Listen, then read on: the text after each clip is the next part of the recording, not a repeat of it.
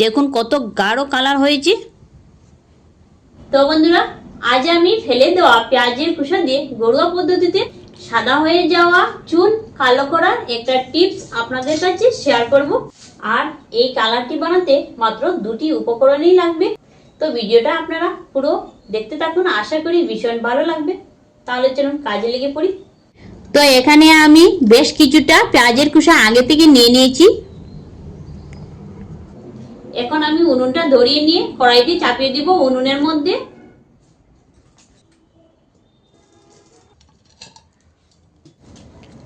পেঁয়াজের খোসাটা আমি দুভাগ করে নিয়েছি। এক ভাগ আমি শূন্য কড়াইয়ের মধ্যে দিয়ে দিচ্ছি।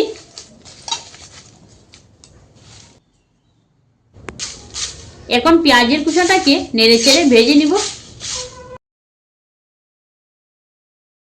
তো কিছু সময় নেড়েচেড়ে ভেজে নেওয়ার পর কালারটা পুরো চেঞ্জ হয়ে আসছে। এটাকে পুরো কালো করে ভেজে নিতে হবে। খোসাটা যখন কালো হয়ে পুরো ছাই হয়ে যাবে তখন এটাকে নামিয়ে নিব।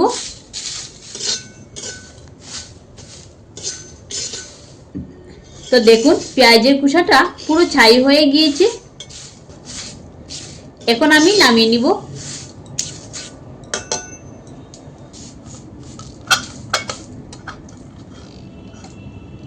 এই কড়াইয়ের মধ্যে কিছুটা জল দিয়ে দিচ্ছি। বাকি থাকা ওই পেঁয়াজের খোসাগুলো এর মধ্যে দিয়ে দিচ্ছি।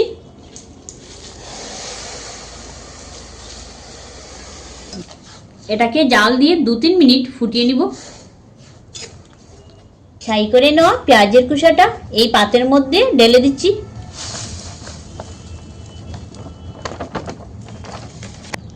এখন হাতের সাহায্যে এটাকে পুরো মিহি করে গুঁড়ো করে নিব।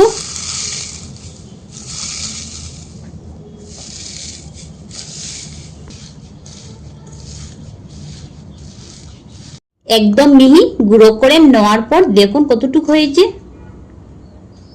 এখন এই পাত্রের মধ্যে গুঁড়োটা নিয়ে নিব।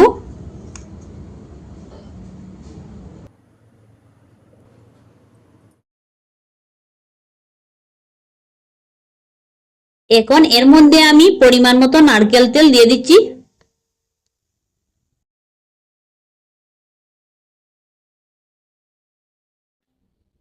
এটাকে পুরোপুরিভাবে গুলে নিব। তো দেখুন কত সুন্দর কালো কালার হয়ে গেল।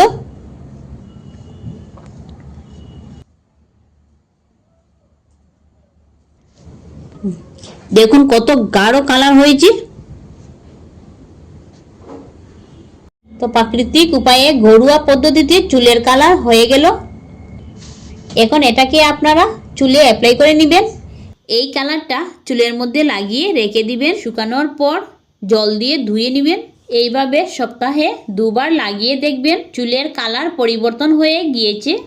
চুলের যত্নে পেঁয়াজের কিন্তু অনেক গুণাগুণ রয়েছে, তা আমরা সকলেই জানি। নতুন চুল গজাতে সাহায্য করে পেঁয়াজের তেল বা অনিয়ন অয়েল। তো দেখলেন তো কত সহজে চুলের ব্ল্যাক কালার তৈরি হয়ে গেল। এখন ওই পেঁয়াজের জলটা দেখে নিব। দেখুন জলটা ফুটিয়ে কালারটা কত সুন্দর এসেছে। জলটা অন্য পাত্রে নামিয়ে নিব।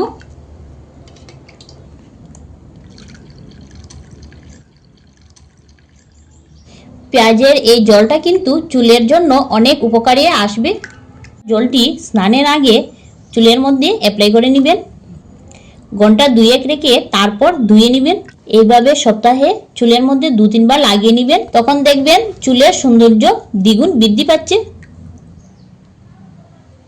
তো বন্ধুরা, পেঁয়াজের খোসা ফেলে না দিয়ে এইভাবে কালার বানিয়ে ইউজ করে দেখুন, আশা করি উপকৃত হবেন। তো ভিডিওটি কেমন লাগলো অবশ্যই কমেন্ট করে জানাবেন। ধন্যবাদ সবাইকে।